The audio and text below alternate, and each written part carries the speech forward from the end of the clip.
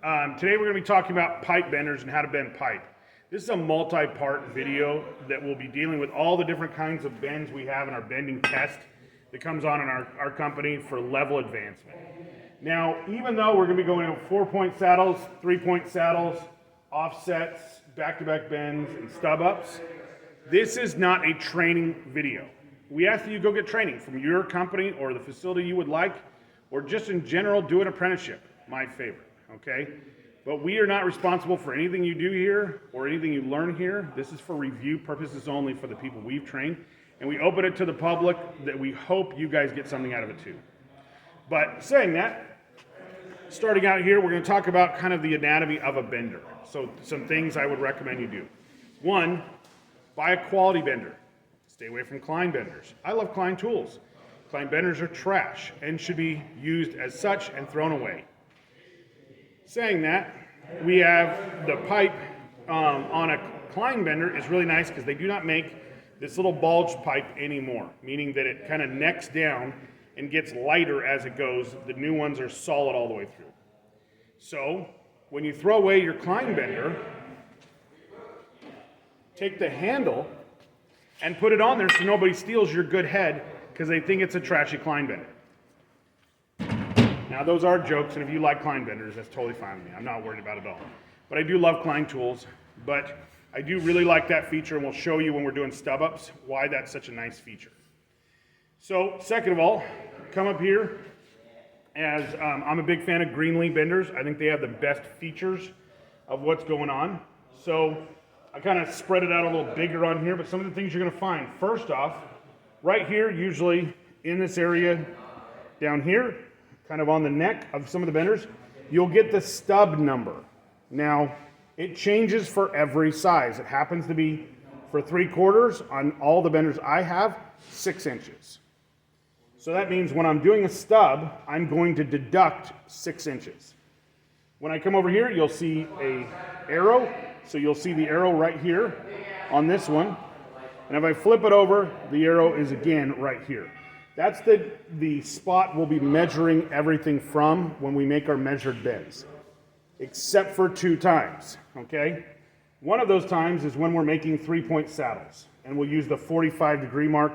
And if you guys are really good, you'll put a 22 mark in here so you guys can do other offsets and other things you need to do.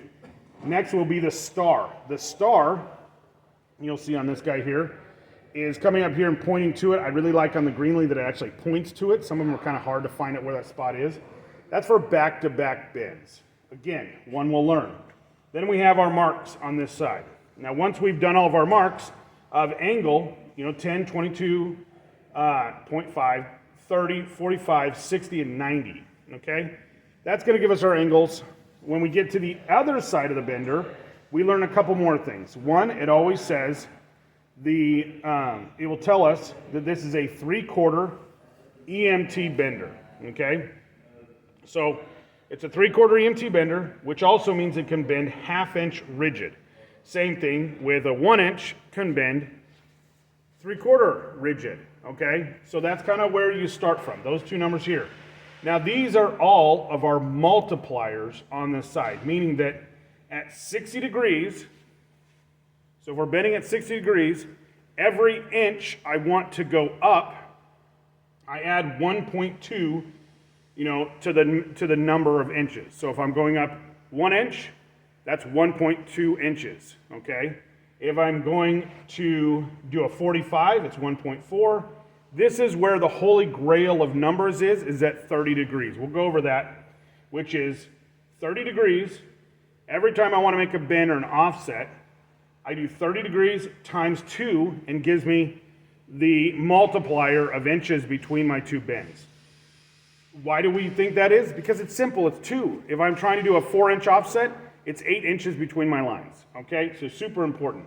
Again, we will see this, but the cheater numbers are already on here. You don't have to remember this.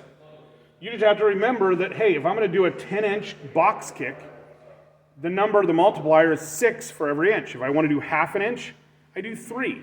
It's super easy. It's already on the bender. Now, if you pick up a bender and doesn't have these numbers on them or these marks, throw it away. That's what you should do with it, because it's trash. Everything should come on there, okay? So all your measurements and everything should be right on your bender. If you buy a brand new bender, right here where all this scratched off paint is, that was all the multipliers for all the deductions and everything else. We don't care about those. I have a very fast bandsaw. I would much rather just cut it off and be done and deal with major measurements. I'm not really too worried about shrinkage in the environment I'm in. Now, if you're in commercial, you're doing buildings that require that, fine. Pipe is cheap. People bending are expensive. If you cut a piece of pipe and you're done with it and you move on with it and you've got, you cut off 2 inches to make a 3-point, or 2 feet because you want to make a 3-point saddle and don't want it hitting the ground, who cares? That's cheap. You're expensive. And if they think pipe is more expensive than you, get a raise. So we really want to kind of concentrate here, guys, knowing all these things here, everything's on the bender. Now, one other thing that is really, really cool is on Greenlee benders, you have this point here. This is for bending on the ground, okay? So what that allows you to be able to do is to sight down the bender and to see the angle you want to bend at. It is super awesome. So we have extra numbers on our Greenlee benders. All your numbers are here, and then 90 is here, meaning that when I've bent to 90, if I'm looking straight down from the top, I line that point with my 90-degree mark, and I've made a 90-degree bend. I don't need levels, I don't need all these other things, it works really well there. If I need a 10-degree bend, when I'm bending, I bend that little 10 on the ground, and I just line to there. I don't ever use it for that because I bend everything up in the air. But let's say I wanted to, we're using that for a 30. So how do we know that this bender is a 30-degree angle bender? Is because the point, when it's straight up and down at 90 degrees, is going to be at 30 degrees.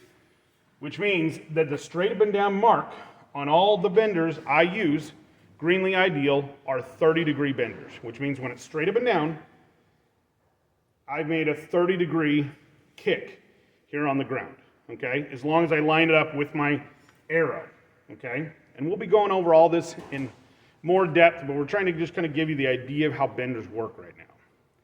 So hopefully this was helpful, guys. Please like, subscribe, tell us what you think on the bottom, and watch the rest of our videos.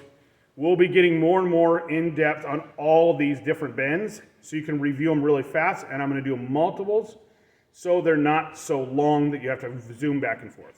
But as always, guys, have a great day, and like and subscribe and share.